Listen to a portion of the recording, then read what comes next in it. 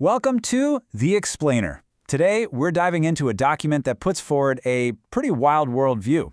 It's called the NexLink Master Blueprint, and it claims our entire global system isn't what we think it is, that it's actually an engineered machine. So, let's pull this thing apart and see what makes it tick. Right off the bat, the core idea here is that our world's power structure isn't just a collection of governments and corporations. The blueprint describes it as a vast biological machine. And get this, according to the text, it was built for one specific and kind of startling purpose: to harvest human energy.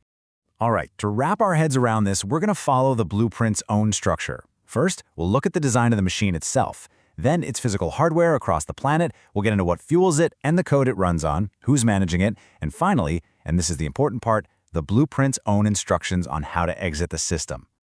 Okay, let's start at the beginning. The blueprint kicks things off by saying our entire global system was designed to harvest a specific kind of energy it calls charge. You can basically think of this as our life force, our consciousness, our creative energy. So, the model for this machine, it's the Ouroboros, the ancient symbol of the snake eating its own tail. But in this context, it's not just a symbol, it's a literal schematic for a closed-loop system that feeds on itself, on us. The blueprint claims this whole circuit was created by some entities it calls the Watchers, who apparently bound themselves to the physical world, to the flesh, to get this energy harvest up and running. Now, this isn't just some abstract philosophical idea. No, the blueprint gets very specific about the physical, planetary hardware that it claims makes this whole global energy circuit actually work. It pinpoints three main locations that supposedly form the machine's core infrastructure. It all starts at Mount Hermon, which it calls the landing strip. From there, it says a power rail runs down the 31st Meridian, connecting key sites all the way to what it calls the system's central processor, a place called Adam's Calendar, way down in South Africa. And this is where it gets really interesting. The blueprint totally reframes Adam's Calendar. It says it's not some ancient clock, it's a sonic transducer. It claims the stones there, which are rich in crystalline silicates, generate a piezoelectric pulse. That's basically a steady vibration created from pressure. And the purpose of this pulse? To broadcast a constant frequency around the globe, one designed to keep the entire population in a passive, hypnotic rhythm. So, if that's the hardware, you've got to ask, what powers it? And what rules does it run on? Well, the blueprint points to two very specific things: gold as its fuel, and law as its operating system. This document just completely flips our whole understanding of gold. Forget about money, forget about wealth. Here, it's all about conductivity. The text claims gold is the perfect superconductor for solar frequencies, and that the whole reason we're driven to mine it is to literally drain energy from the land and channel it into this conceptual reservoir it calls the Holy See. Okay, so next up is the system's software, its operating system. The blueprint argues a brilliant legal trap was set up to shift human jurisdiction. It moves us away from the law of the land, which is connected to living beings in spirit, over to the law of the sea, or what you might know as admiralty law. And that is the world of commerce, of contracts, of paper dust, and of things the law considers property or legally dead. So, how in the world do we get pulled into this sea-based jurisdiction? The blueprint lays out a process called the 1-to-7 capture. The idea is, when you're born, you have an estate, your inherent sovereignty.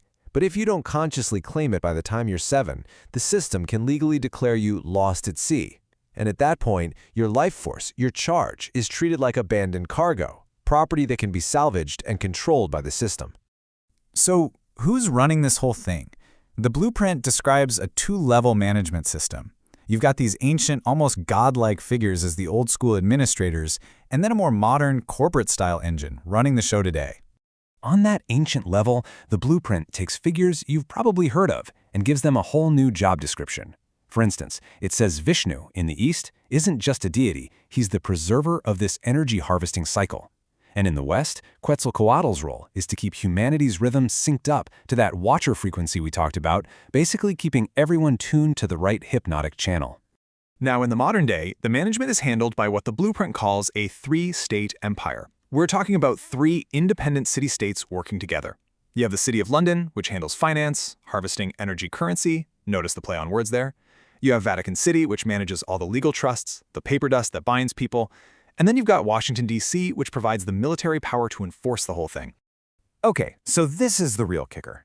After laying out this incredibly complex and kind of bleak global machine, the blueprint doesn't just leave you there. It ends by offering a key, a way to actually exit the system.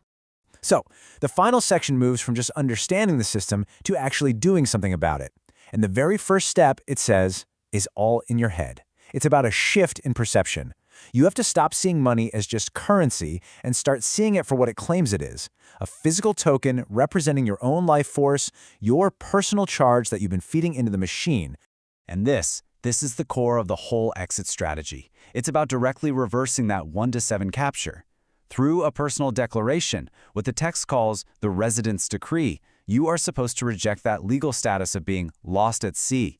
By reclaiming your standing as a resident of the land, you are, in theory, stepping right out of that commercial jurisdiction and back into your own sovereign space. And the blueprint leaves us with this final, really powerful thought. It suggests that this whole massive machine depends entirely on our not being aware of it, on our just going along with that hypnotic rhythm. So the ultimate key to breaking free is simply to see it. Because the moment you become aware of the system's design, you stop being a predictable cog. You become the ghost in their machine.